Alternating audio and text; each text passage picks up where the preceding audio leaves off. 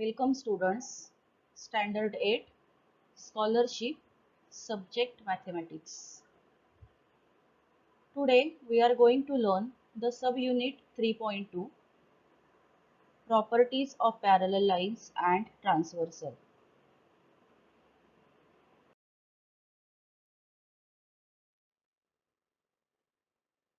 सर्वांनी या आकृतीकडे बघा.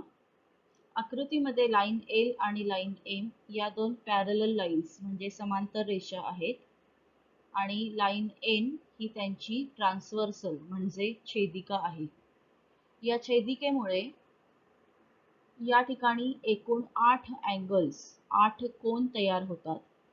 ते कोन आहेत 1 2 3 4 5 6 7 आणि 8. हे जे 8 कोन तयार होतात तर त्यांचे 3 वेगवेगळे प्रकार पडतात. Type number 1 corresponding angles. Corresponding angles means angle 1 and angle 8, angle 2 and angle 5, angle 4 and angle 7, angle 3 and angle 6. These are the pairs of corresponding angles. Then there are two pairs of alternate angles. Angle 4 and 5 is the first pair of alternate angles, and angle 3 and angle 8 is the second pair of alternate angles. Then there are again two pairs of interior angles. Angle 4 and angle 8 is the first pair, and angle 3 and angle 5 is the second pair. या प्रकारे corresponding angles, alternate angles, interior angles असे म्हणजे संगत कोन, व्युत्क्रम कोन आणि आंतरकोन असे त्यांचे 3 प्रकार पडतात. Just have a look on this information. Pairs of angles formed by a transversal of parallel lines. Number 1. If a transversal intersects two parallel lines, then corresponding angles are congruent. If a transversal intersects two parallel lines, then alternate angles are congruent. And if a transversal intersects two parallel lines, the interior angles are supplementary. याचा अर्थ जेव्हा दोन समांतर रेषांना एक छेदिका छेदते तेव्हा तिच्यामुळे तयार होणारे संगत कोन एकरूप असतात, व्युत्क्रम कोन सुद्धा एकरूप असतात आणि आंतरकोन हे एकमेकांचे पूरक कोन असतात. याचाच अर्थ आंतरकोनांच्या मापांची बेरीज ही 180 अंश असते. Now properties of parallel lines. The lines in a plane which are not intersecting are called as parallel lines. ज्या दोन रेषा एकमेकींना छेदत नाहीत त्यांना आपण समांतर रेषा असं म्हणतो. If two lines are parallel to the same line, then they are parallel to each other. जर दोन रेषा एकमेकींना समांतर असतील किंवा दोन रेषा एकाच रेषेला समांतर असतील तर ह्या तीनही रेषा एकमेकींना समांतर असतात. Lines perpendicular to the same lines are parallel to each other. एकाच रेषेला लंब असणाऱ्या दोन रेषा सुद्धा एकमेकींना समांतर असतात. If the intercepts formed by three parallel lines on any other transversal are congruent, then the intercepts they form on any other transversal are also congruent. समांतर रेषांवर छेदिकेमुळे तयार होणारे जे आंतरछेद असतात ते जर एका बाजूचे अंतरछेद एकरूप असतील, एका छेदिकेमुळे तयार होणारे अंतरछेद जर एकरूप असतील तर इतर कोणत्याही छेदिकेमुळे तयार होणारे अंतरछेद हे एकरूप असतात. The ratio of the lengths of the intercepts made by three parallel lines on one transversal and the ratio of the lengths of the intercepts made by the same line on any other transversal are equal. एकाच छेदिकेमुळे तीन समांतर रेषांवर तयार होणाऱ्या आंतरछेदांचे गुणोत्तर हे त्या तीन समांतर रेषांवर दुसऱ्या छेदिकेमुळे तयार होणाऱ्या आंतरछेदाच्या गुणोत्तराशी समान असते.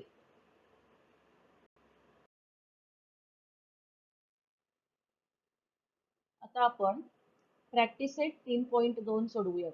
तुमच्या स्कॉलरशिपच्या पुस्तकामधला हा प्रॅक्टिस सेट आहे.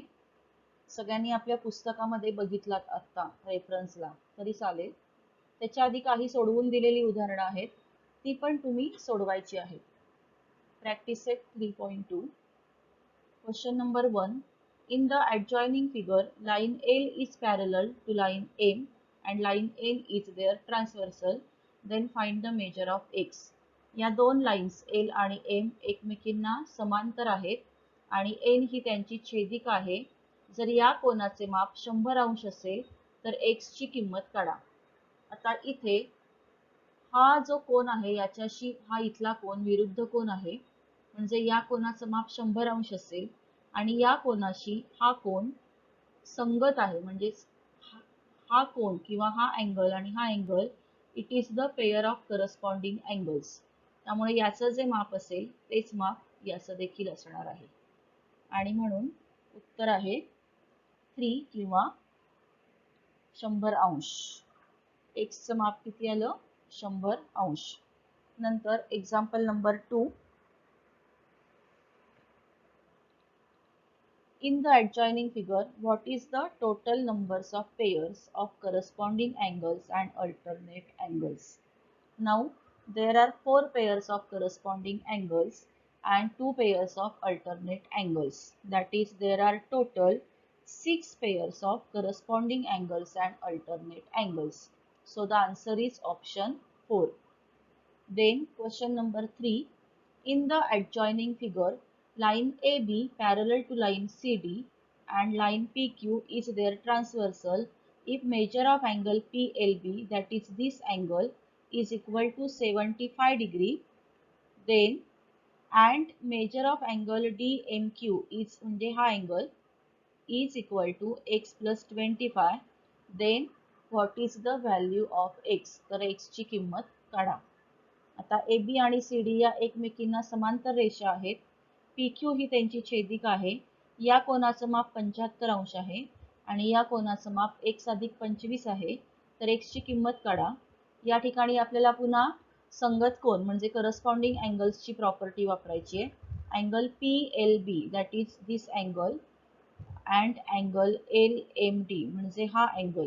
दिस two angles are corresponding angles of each other and therefore measure of angle LMD is equal to 75 degree. Now angle LMD and angle DMQ, these two angles are angles in linear pair, so their total sum is 180 degree. Then if LMD is equal to 75, then this angle should be 180 minus 75, that is 105. Therefore we get measure of angle DMQ is equal to 105. Therefore x plus 25 is equal to 105. Therefore x is equal to 80 degree. You have to solve it in your notebook. ही सगळी calculations तुम्ही तुमच्या वहीमध्ये करायची आहेत.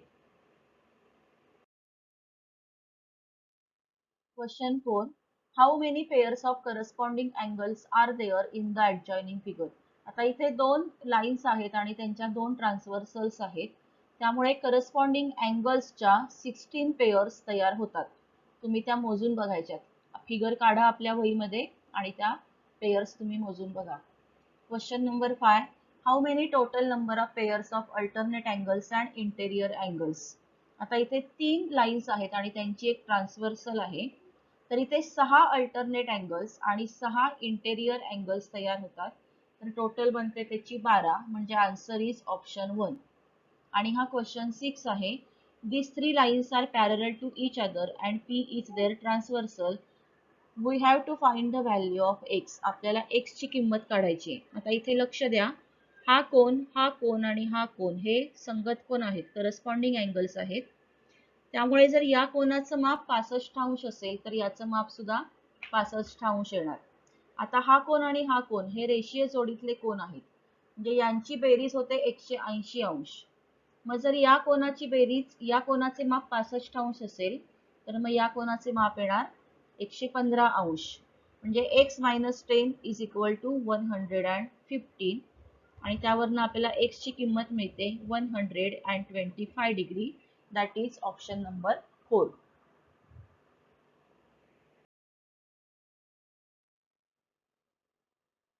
In this figure,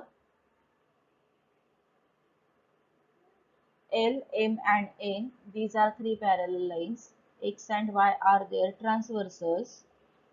आता या छेदिकांमुळे इथे आपल्याला आंतरछेद तयार झालेले दिसतात. AB, BC, PQ आणि QR.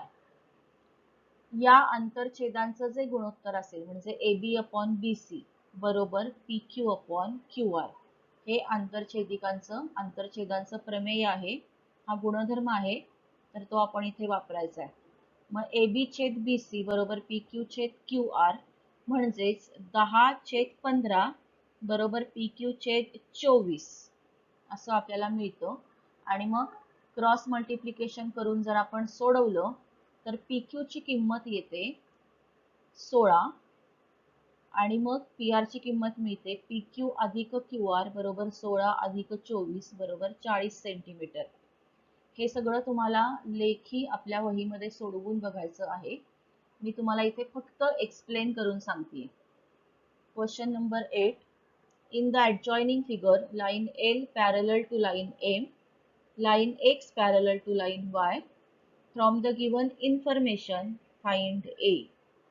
आता या दोन पॅरलल लाईन्स आहेत X आणि Y या, आणि या दोन म्हणजे M आणि L या पण दोन पॅरलल लाईन्स आहेत. या कोनाची किंमत दिली आहे 120 अंश, तर आपल्याला A ची किंमत काढायची आहे. आता इकडे लक्ष द्या, या कोनाचा विरुद्ध कोन हा आहे, त्यामुळे याची किंमत येईल 120 अंश. त्याच्यानंतर हा 120 अंश आहे, तर याच्याशी आंतरकोन हा आहे, म्हणजे याची किंमत येणार आहे 60 अंश, कारण आंतरकोनांची बेरीज 180 असते. आणि आता या 60 अंशाशी म्हणजे या कोनाशी हा कोन व्युत्क्रम कोनांची जोडी आहे ही, आणि त्यामुळे जर याची किंमत 60 अंश असेल तर याची पण किंमत 60 अंश येईल. म्हणजे उत्तर मिळालं option number 2. Question number 9. In the adjoining figure, line AB parallel to line CD. AB आणि CD या parallel lines आहेत. PQ is their transversal. Then from the given information, measure of angle QMX is equal to what? आपल्याला QMX चं major काढायचंय. बघा, या कोनाचं माप 70 अंश आहे, म्हणजे या कोनाचं पण 70 अंश येणार, कारण संगत कोनांची जोडी. आता हे 70 अंश असेल तर हे 110 अंश येणार, कारण हे दोन रेषीय जोडीतील कोन आहेत.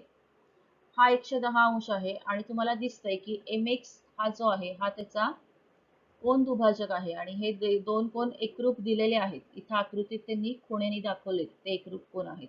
म्हणजे मग 110 भागिले 2 केलं की आपल्याला मिळतात 55.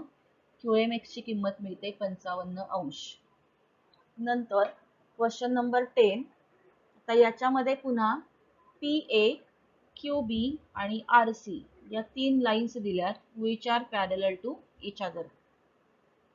PQ आणि QR या त्यांच्या ट्रान्सव्हर्सल्स आहेत. आपल्याला PQR चं मेजर काढायचे.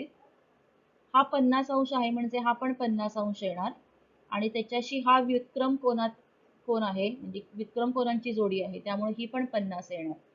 आता हा 150 आहे म्हणजे हा 30 येणार, कारण इथे काय आहेत ते रेषीय जोडीतील कोन. आणि हा 30 आहे तर हा पण 30 येणार, कारण पुन्हा एकदा व्युत्क्रम कोनांची जोडी. मग हा 30 आणि हा 50 टोटल झाली 80, म्हणजे आपल्याला मिळालं option number 4. Question 11. Find the number of pairs of corresponding angles if three lines and their transversal is given. If three lines and their transversal is given, then the total number of pairs of corresponding angles are 12.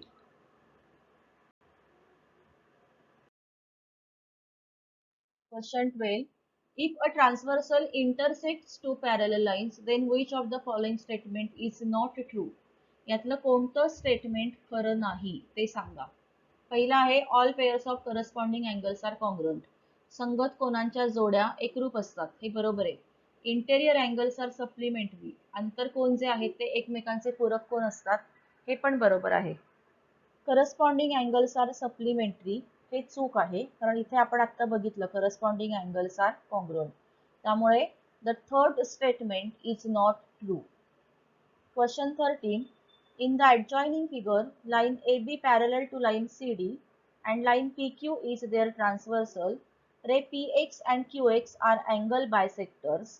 Then find measure of angle PXQ. म्हणजे या कोणाचं माप काढायचे. बघा, AB आणि CD या समांतर रेषा आहेत. PQ त्यांची छेदिका आहे आणि PX हा किरण आणि QX हा किरण हे या कोनांचे कोन दुभाजक आहेत.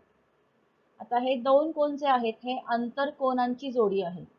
म्हणजे आंतरकोन एकमेकांचे पूरक कोन असतात. इंटेरियर अँगल्स आर सप्लिमेंटरी, म्हणून यांची बेरीज झाली 180 अंश. बरोबर. म्हणजे मग याची आणि याची या आतल्या दोघांची बेरीज येणार आहे 90 अंश. मग उरला हा तिसरा कोन. त्रिकोणाच्या तीन कोनांच्या मापांची बेरीज 180 अंश असते. जर या दोन कोनांची बेरीज 90 अंश असेल तर उरलेला तिसरा कोन 90 अंशांचा येईल. Therefore answer is option 3. Then question number 14. In the adjoining figure, line AB parallel to line CD. Bisectors of all four interior angles are intersecting at points X and Y. From the given information, which type of quadrilateral PXQY is it? हे दोन AB आणि CD या समांतर रेषा आहेत. PQ त्यांची छेदिका आहे. इथे PX, QX, PY आणि QY हे जे किरण आहेत हे त्यांचे कोन दुभाजक आहेत.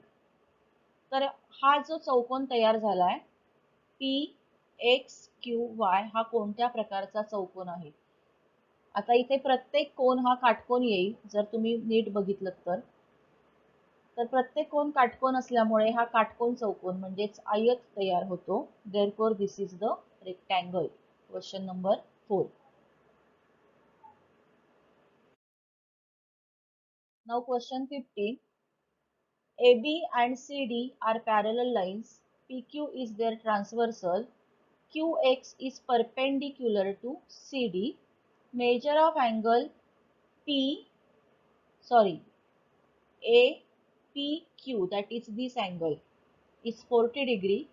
Find PQX म्हणजे या कोनाचं माप काढा. आता AB आणि CD या समांतर रेषा आहेत. PQ त्यांची छेदिका आहे. या कोनाचं माप 40 अंश आहे. तर या कोनाचं पण 40 येणार कारण व्युत्क्रम कोन. आता ह्याचं 40 आहे तर या पूर्ण कोनाचं माप येणार आहे 140 कारण हे रेषीय जोडीतील कोन झाले. पण त्यापैकी हा कोन 90 अंश आहे. इथं दिलेला आहे हा कोन 90 अंश आहे. तर 140 वजा 90 म्हणजे उरले 50. या कोनाचं माप येणार आहे PQX चं 50 अंश. ऑप्शन 4. Then question 16.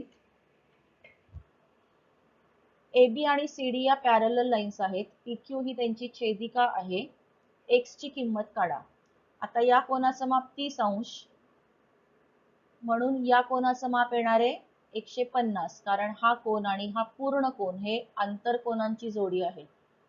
म्हणजे त्यांचं एकूण माप येणार आहे 180. मग याचं 30 तर हा येणार 150. मग x + 2x = 150. हे समीकरण तयार झालं. x + 2x म्हणजे 3x. 3x बरोबर 150. यावरून x ची किंमत आली 50. म्हणजे 16चं आलं उत्तर ऑप्शन 3. आता question 17. What is the difference between number of pairs of corresponding angles and number of pairs of alternate angles? आता इथे corresponding angles जे आहेत ते आहेत 16 आणि alternate angles जे आहेत ते आहेत 8. मग त्यांच्यातला डिफरन्स म्हणजे 16 वजा 8 उत्तर मिळतं 8.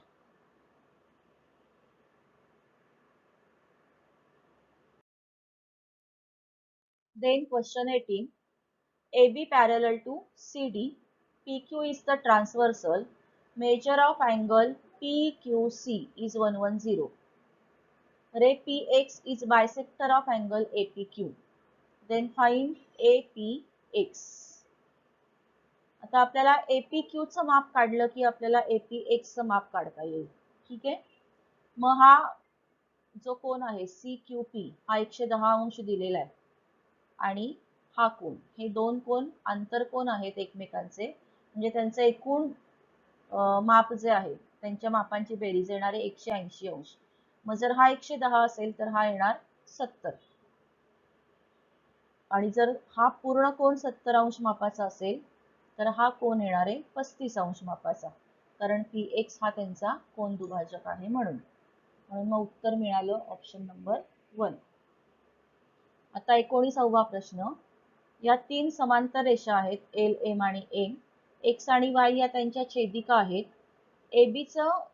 AB ची किंमत आहे 6 सेंटीमीटर. AB हा अंतरछेद आहे ज्याची लांबी आहे 6 सेंटीमीटर. BC हा दुसरा अंतरछेद आहे त्याची लांबी आहे 9 सेंटीमीटर. AM ची लांबी येते 8 सेंटीमीटर. तर MR ची काढा. इथे पुन्हा आंतरछेदांचा गुणधर्म वापरायचा. AB छेद BC बरोबर AM छेद MR म्हणजे 6/9 बरोबर 8 MR. आणि जर हे सोडवलं तर आपल्याला उत्तर मिळतं 12 सेंटीमीटर.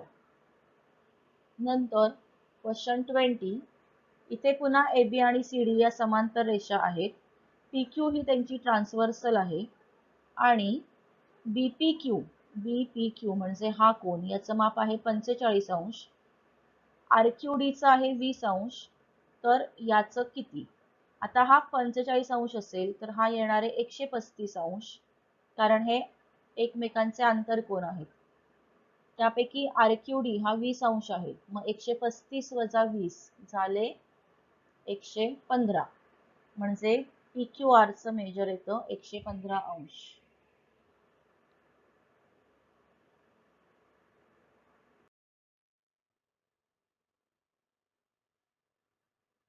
होमवर्क.